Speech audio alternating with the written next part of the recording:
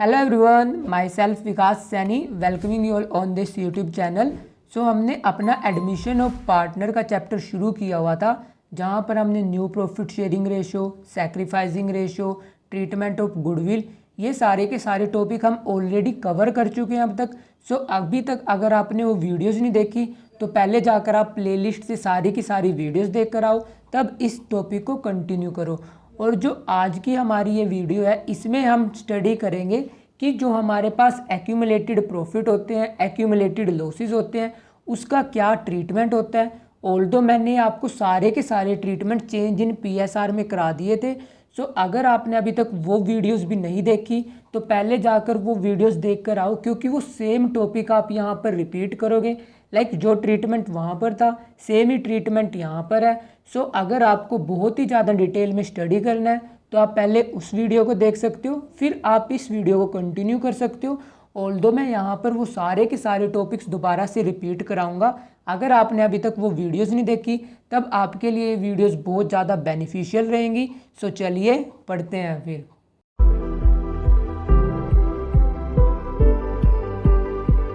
अब तक आपको इतना तो पता है कि जब हमारी फर्म में एडमिशन होता है तब हमारा नया पार्टनर एडमिशन लेता है।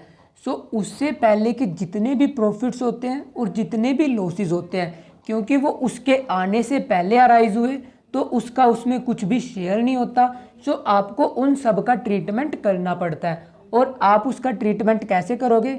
आप जो सारे के सारे आपके एक्यूमुलेटेड प्रॉफिट है, एक्यूमुलेटेड लॉसेस हैं, जो कि उस पार्टनर के आने से पहले अराइज हुए, आप वो सारे के सारे पुराने पार्टनर्स में डिस्ट्रीब्यूट करोगे। क्योंकि नए पार्टनर का तो उसमें कुछ भी शेयर नहीं था, उसने कुछ भी हार्ड वर्क नहीं किया उस एक्यूमुलेटेड प्रॉफिट या एक्यूमुलेटेड लॉस को जनरेट करने के लिए। सो उसको वो प्रॉफिट और लॉस तो डिस्ट्रीब्यूट करने का कोई क्वेश्चन अराइज ही नहीं होता। सो आपको एक्यूमुलेटेड प्रॉफिट और एक्यूमुलेटेड लॉसेज में क्या ट्रीटमेंट करना पड़ता है? जो आपकी बैलेंस शीट में सारे के सारे रिजर्व्स हैं, सारे के सारे लॉसेज हैं, वो आप ओल्ड रेशो में ओल्ड पार्टनर्स को डिस्ट्रीब्यूट कर देते हो। सो अब हम देख लेते हैं कि हमारे जो एक्यूमुलेटेड लॉसेज हैं और एक्यूमुलेटेड प्रॉफिट है उनको हम डिस्ट्रीब्यूट कैसे करेंगे। सो आपके एग्ज़ाम में एग्जामिनर किस किस टाइप के एक्यूमुलेटेड प्रॉफिट या किस किस टाइप के एक्यूमुलेटेड लॉसेज दे सकता है, वो आपको दे सकता है जनरल रिजर्व। जनरल रिजर्व क्या होता है? जो आपने नॉर्मल रूटीन के लिए, मतलब जो किसी भी पर्पस के लिए आप रिजर्व यूज़ कर सकते हो, उसे आप जनरल रिजर्व बोल सकते हो। काफ़ी बार वो आपको रिजर्व फंड भी दे सकता है और काफ़ी बार वो आपको प्रॉफिट एंड लॉस का क्रेडिट बैलेंस दे सकता है। सो ये सारे के सारे होते हैं आपके एक्यूमुलेटेड प्रॉफिट। और ये आप किस में डिस्ट्रीब्यूट करोगे? ये आप डिस्ट्रीब्यूट करोगे ओल्ड पार्टनर्स में।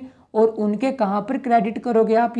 ये आप क्रेडिट करोगे या तो उनके कैपिटल अकाउंट में, और अगर फिक्स्ड मेथड दे रखा है तब आप ये क्रेडिट करोगे उनके करंट अकाउंट में। सो सारे के सारे प्रॉफिट्स का ट्रीटमेंट क्या होगा? आप उसको जर्नल एंट्री में डेबिट करोगे, क्योंकि आप उसको नई बैलेंस शीट से वाइप आउट कर रहे हो। सो general reserve account debit, reserve fund account debit. Profit and loss का जो क्रेडिट बैलेंस है, क्रेडिट बैलेंस से मतलब क्या है कि जो हमारा प्रॉफिट एंड लॉस है उसका फेवरेबल बैलेंस दे रखा है आपको, इसका मतलब होता है प्रॉफिट। सो आप इन सब को डेबिट करोगे और जिस जिस पार्टनर को ये मिलेगा उसके कैपिटल अकाउंट को आप क्रेडिट करोगे। सो ये जर्नल एंट्री आप पास करोगे जब आप सारे के सारे प्रॉफिट, सारे के सारे रिजर्व्स ओल्ड पार्टनर्स में डिस्ट्रीब्यूट करोगे। और इसके बाद हमारे पास काफ़ी बार वो प्रॉफिट देगा, काफ़ी बार वो हमें लॉस देगा। सो प्रॉफिट डिस्ट्रीब्यूट करने की ये जर्नल एंट्री है। और जब वो हमें लॉस देगा, लॉस में हमें वो क्या क्या दे सकता है? वो दे सकता है प्रॉफिट एंड लॉस का डेबिट बैलेंस। डेबिट बैलेंस से क्या मतलब है कि उसने आपको प्रॉफिट एंड लॉस में जो लॉस है उसने आपको वो दे रखा है। इसके अलावा वो आपको एडवर्टीजमेंट सस्पेंस दे सकता है या डेफर्ड रेवेन्यू एक्सपेंडिचर दे सकता है। सो ये सारे के सारे आपके एक्यूमुलेटेड प्रॉफिट है। आप इसको जब ओल्ड पार्टनर में डिस्ट्रीब्यूट करोगे, सो ओल्ड पार्टनर का या तो कैपिटल अकाउंट या करंट अकाउंट आप डेबिट करोगे। और ये सारे के सारे लॉसेस क्योंकि आपको ख़त्म करने हैं, इसलिए आप इसको जर्नल एंट्री में क्रेडिट करोगे। और ये सारे के सारे लॉसेस आप किस रेशो में डिस्ट्रीब्यूट करोगे? आप इनको डिस्ट्रीब्यूट करोगे ओल्ड रेशो में। सो चाहे आपके प्रॉफिट्स हों चाहे आपके लॉस हों, अगर वो एक्यूमुलेटेड है आप उसको ओल्ड पार्टनर्स में डिस्ट्रीब्यूट करोगे ओल्ड रेशो में। तो ये आप जर्नल एंट्री पास करोगे जब आप एक्यूमुलेटेड प्रॉफिट या एक्यूमुलेटेड लॉसेस को डिस्ट्रीब्यूट करोगे। सो यही सेम ट्रीटमेंट मैंने आपको चेंज इन पीएसआर में बताया था। सो अब हम इससे रिलेटेड एक न्यूमेरिकल देख लेते हैं ताकि आपको बहुत ज़्यादा कंसेप्चुअल क्लैरिटी आ सके। और न्यूमेरिकल करने से पहले हम दो टाइप के स्पेशल आइटम देख लेते हैं। सो काफ़ी बार वो आपको क्या देगा, वो बैलेंस शीट में एक्यूमुलेटेड प्रॉफिट भी देगा, एक्यूमुलेटेड लॉसेस भी देगा। इसके अलावा वो आपको क्या दे सकता है, एम्प्लॉयमेंट प्रोविडेंट फंड दे सकते हैं, मतलब एम्प्लॉय का प्रोविडेंट फंड या एम्प्लॉय सेविंग अकाउंट। सो ये कभी भी आपके एक्यूमुलेटेड प्रॉफिट नहीं होते, क्योंकि जो आपका एम्प्लॉय प्रोविडेंट फंड होता है इसमें किसका बैलेंस होता है, इसमें बैलेंस होता है जो आप अपने एम्प्लॉयज़ की सैलरी से कट करते हो और जब उनकी रिटायरमेंट होती है तब आप ये उनको पैसा पे करते हो। सो जो एम्प्लॉय प्रोविडेंट फंड होता है ये कभी भी आपका एक्यूमुलेटेड प्रॉफिट नहीं होता, ये आपकी लाइबिलिटी होती है। ऐसे ही जो आपके एम्प्लॉयज़ हैं, अगर उन्होंने आपकी कंपनी में या आपकी पार्टनरशिप फर्म में अपना सेविंग अकाउंट ओपन करा रखा है, सो जो उस सेविंग अकाउंट में बैलेंस होगा वो भी आपका कभी भी एक्यूमुलेटेड प्रॉफिट नहीं होगा, उसको भी आप हमेशा लाइबिलिटी ट्रीट करोगे, क्योंकि ये आपको अपने एम्प्लॉयज़ को वापस पे करना ही पड़ेगा। आप इसे कभी भी पार्टनर्स में डिस्ट्रीब्यूट नहीं कर सकते। सो अगर वो आपको एम्प्लॉयज़ प्रोविडेंट फंड दे दे या एम्प्लॉयज़ सेविंग अकाउंट दे दे, आप इसको कभी भी पुराने पार्टनर्स में डिस्ट्रीब्यूट नहीं करोगे, क्योंकि ये आपकी लाइबिलिटी है ना कि आपका प्रॉफिट। सो आप इसे कभी भी डिस्ट्रीब्यूट नहीं करोगे। सो अब हम अपना न्यूमेरिकल देख लेते हैं। और उसने हमें न्यूमेरिकल में दे क्या रखा है, उसने हमें दे रखा है राधा और कृष्णा थे जो कि पार्टनर्स थे, sharing profit and loss in 5:3 on 1 April 2023 they admitted Ram as a new partner. उन्होंने राम को एडमिट किया और उस दिन उनकी बैलेंस शीट में, मतलब जो राधा और कृष्णा की बैलेंस शीट थी उसमें उसने एक बैलेंस दे रखा है 1,60,000 का जनरल रिजर्व और 2,40,000 डेबिट बैलेंस दे रखा है। डेबिट बैलेंस का मतलब लॉस, और ये दे रखा है उसने प्रॉफिट एंड लॉस अकाउंट का बैलेंस, और ₹1,90,000 in employee provident fund and the new PSR between Radha Krishna and Ram was 5:3:2। So उसने आपको क्या दे रखा है कि राधा और कृष्णा थे जो कि 5:3 में प्रॉफिट और लॉस शेयर कर रहे थे, उन्होंने राम को एडमिशन दिया, मतलब राम को एडमिट किया, और जिस दिन उन्होंने राम को एडमिट किया उस दिन उनकी बैलेंस शीट में 1,60,000 का जनरल रिजर्व था, 2,40,000 का प्रॉफिट एंड लॉस का डेबिट बैलेंस था, 1,90,000 का एम्प्लॉय प्रोविडेंट फंड था, और न्यू पीएसआर दे रखी है आपको 5:3:2। सो क्योंकि नए पार्टनर का एडमिशन हुआ है, आपको जो सारे के सारे एक्यूमुलेटेड प्रॉफिट हैं, सारे के सारे एक्यूमुलेटेड लॉसेज हैं, ये आपको डिस्ट्रीब्यूट करने पड़ेंगे ओल्ड पार्टनर्स में। सो पहले हम क्या डिस्ट्रीब्यूट कर लेते हैं, अपना जनरल रिजर्व।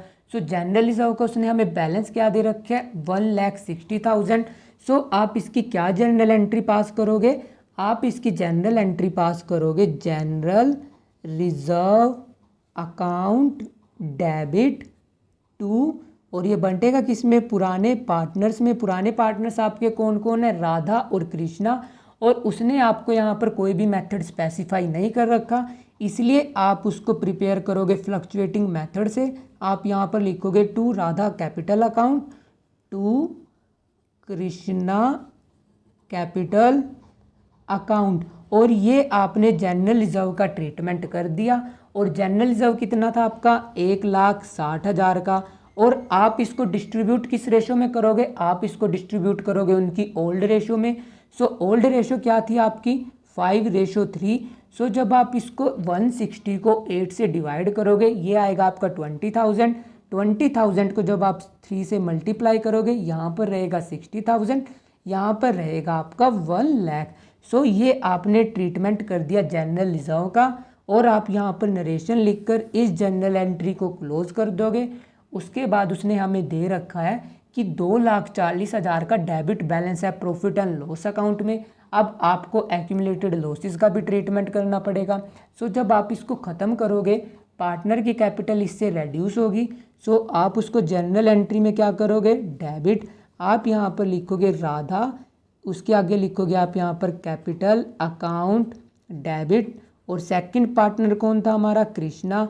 सो आप यहाँ पर लिखोगे कृष्णा कैपिटल अकाउंट डेबिट, और आप क्या डिस्ट्रीब्यूट कर रहे हो उनमें, आप डिस्ट्रीब्यूट कर रहे हो एक्यूमुलेटेड लॉसेस। सो यहाँ पर आएगा to profit and loss account. और आपने कितने के डिस्ट्रीब्यूट किए हैं, आपने डिस्ट्रीब्यूट किए हैं 2,40,000 के। किस रेशो में डिस्ट्रीब्यूट होंगे, 5:3 में। सो जब आप इसको 5:3 में डिस्ट्रीब्यूट करोगे, यहाँ पर आएगा 1,50,000 और यहाँ पर रहेगा आपका 90,000।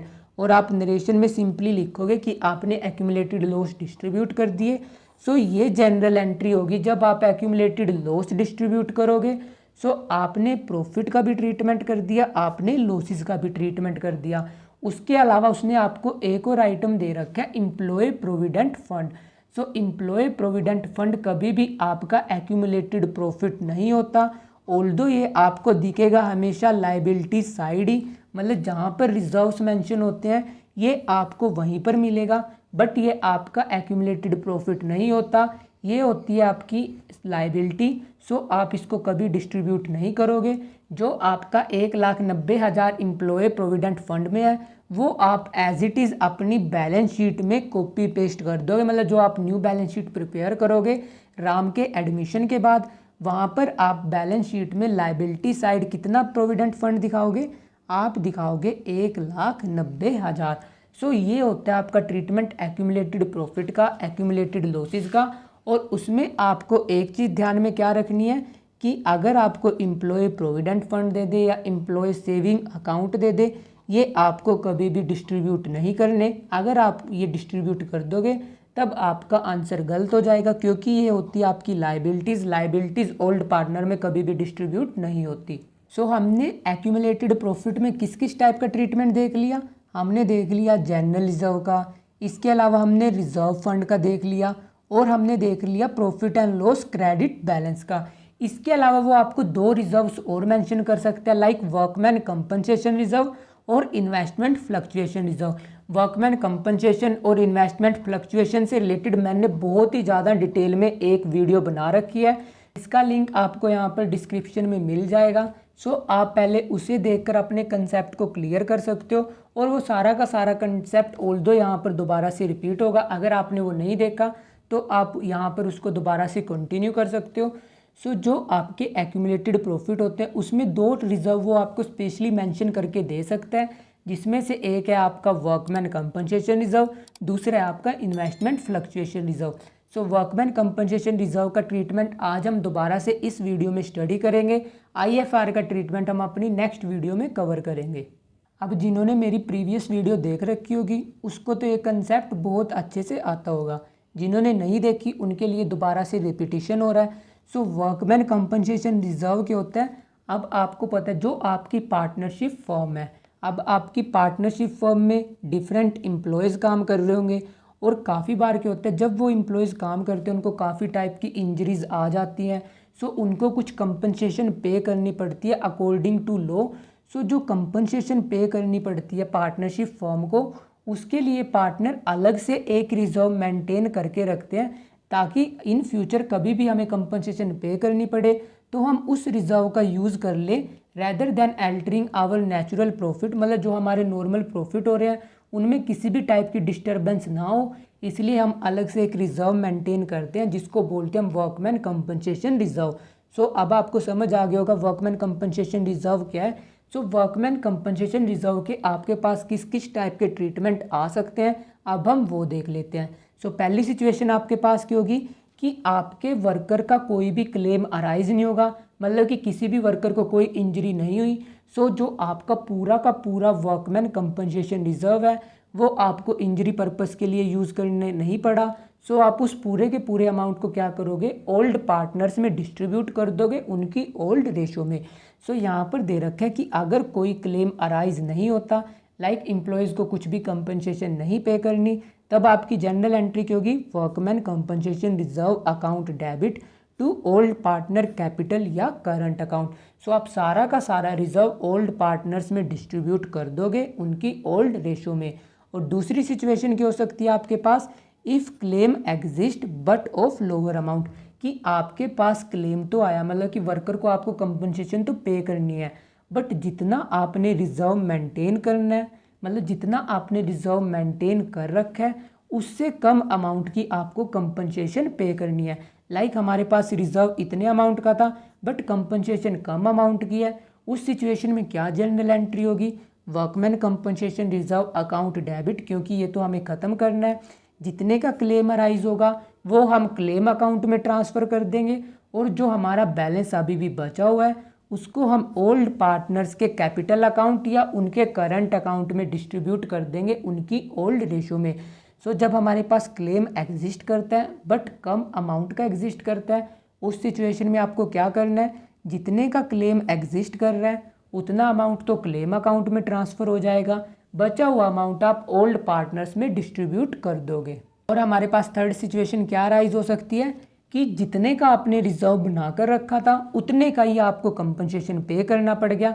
लाइक आपने इतना रिजर्व बना रखा था और इतने की आपके पास कंपनसेशन आ गई, तब उस सिचुएशन में क्या ट्रीटमेंट होगा? आप पूरे के पूरे रिजर्व को डेबिट करोगे क्योंकि वो तो आपको बिल्कुल वाइप आउट करना है और सारा का सारा बैलेंस आप ट्रांसफ़र कर दोगे वर्कमैन कंपनसेशन क्लेम अकाउंट में। पार्टनर्स को कुछ भी नहीं मिलेगा क्योंकि सारा का सारा रिजर्व यूज़ हो चुका है उनको कंपनसेशन पे करने के लिए।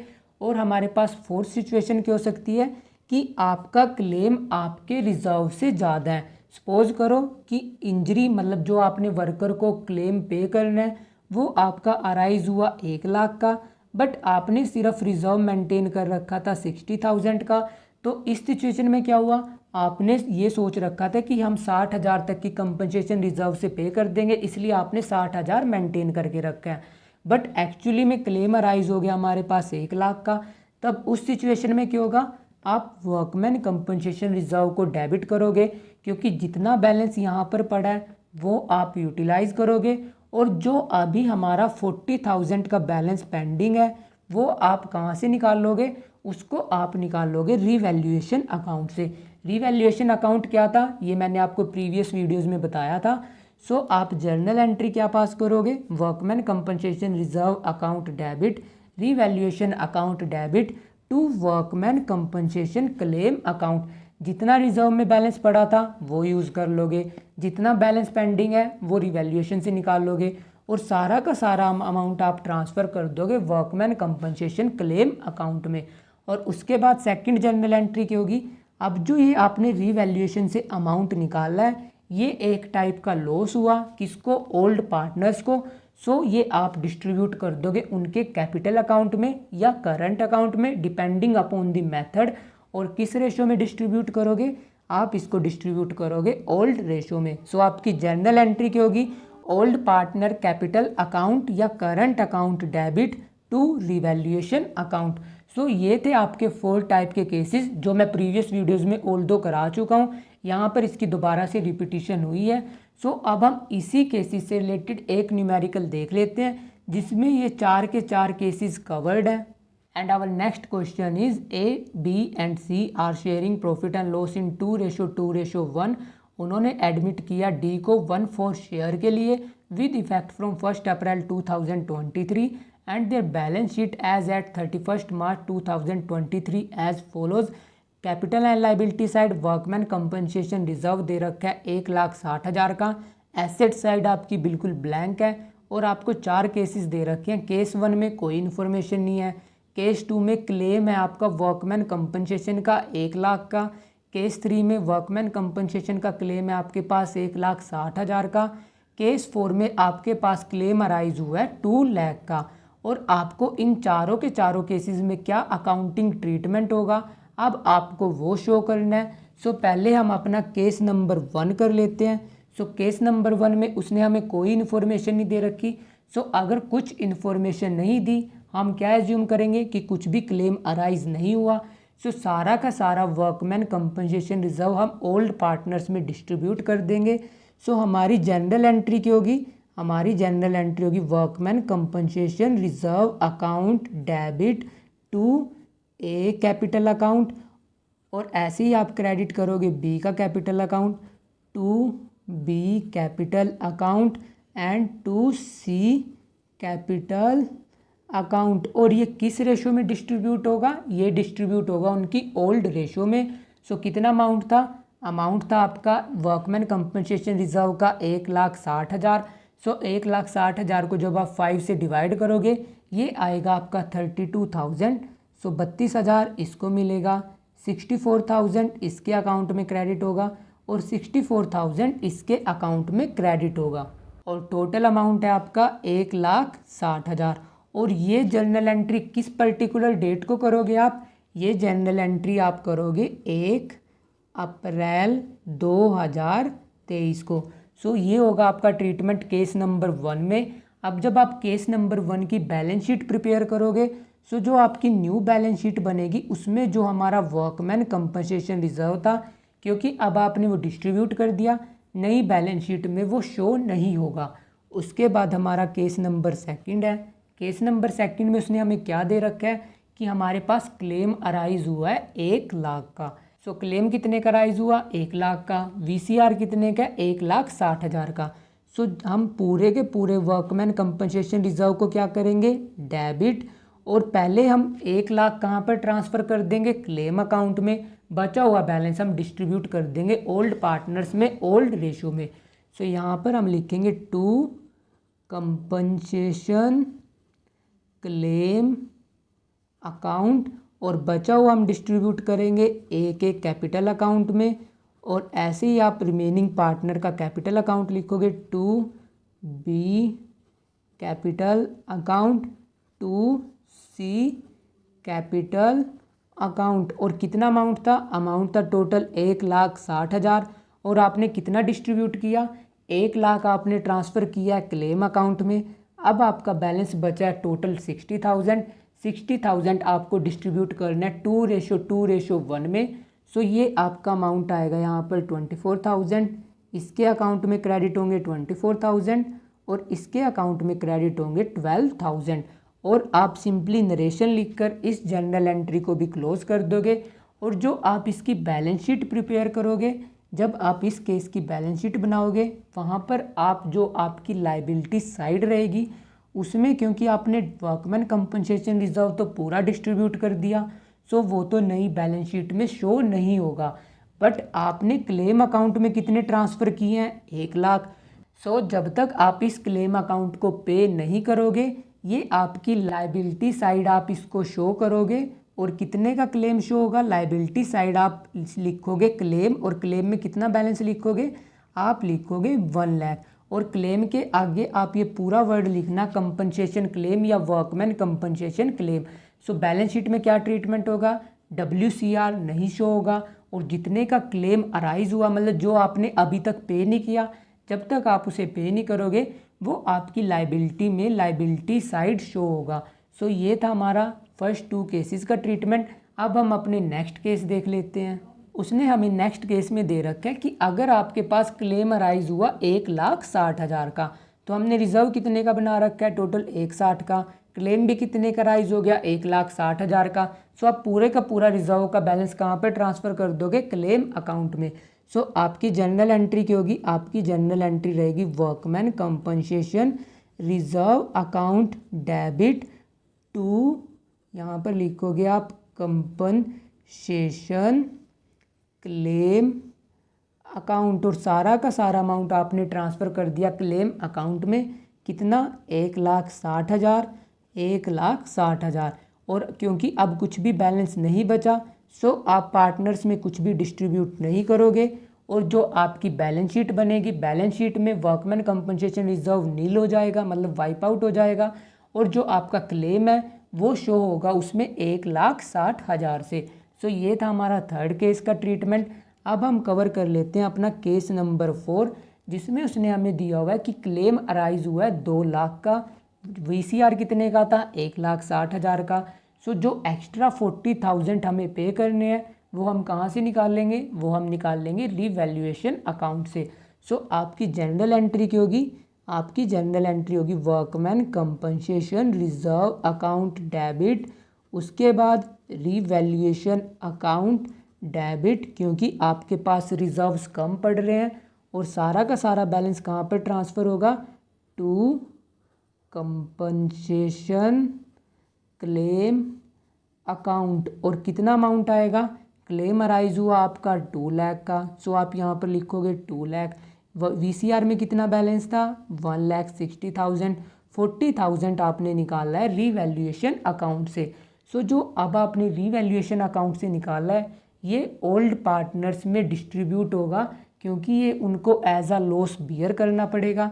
सो जब आप इस लॉस को डिस्ट्रीब्यूट करोगे पुराने पार्टनर्स में तब आपकी जर्नल एंट्री क्या होगी, आपकी जर्नल एंट्री होगी A capital account debit, B capital account debit, C capital account debit to revaluation account.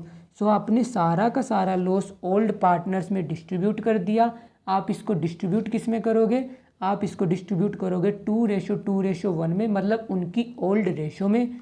So total amount 40,000 और डिस्ट्रीब्यूट होकर कितना आएगा, इसको बियर अप करना पड़ेगा 16,000, ये भी बियर अप करेगा 16,000 और ये बियर अप करेगा आपका 8,000। और आप नरेशन में लिख दोगे कि पूरा का पूरा रिवैल्यूएशन का लॉस हमने डिस्ट्रीब्यूट कर दिया ओल्ड पार्टनर्स में। और जो आपकी बैलेंस शीट बनेगी, बैलेंस शीट में WCR नहीं शो होगा क्योंकि वो आपने पूरा का पूरा डिस्ट्रीब्यूट कर दिया। बट जो आपका कंपनसेशन क्लेम अराइज हुआ वो आपकी लाइबिलिटी साइड शो रहेगा जब तक आप उसे पे नहीं करोगे। और कितने अमाउंट का शो होगा, ये शो होगा आपका 2 लाख का। सो ये था आपका accounting treatment workman compensation reserve का। सो वर्कमैन कंपनसेशन रिजर्व के ऑल पॉसिबल ट्रीटमेंट हमने कवर अप कर लिए। जो हमारा इन्वेस्टमेंट फ्लक्चुएशन रिजर्व बचा हुआ है अभी, उसको हम अपनी नेक्स्ट वीडियो में कवर अप करेंगे। So that's all for today. Keep learning and smiling. If you have any doubt you can ask me in the comment section and don't forget to share and subscribe to this channel for more amazing videos. Thank you. Bye bye.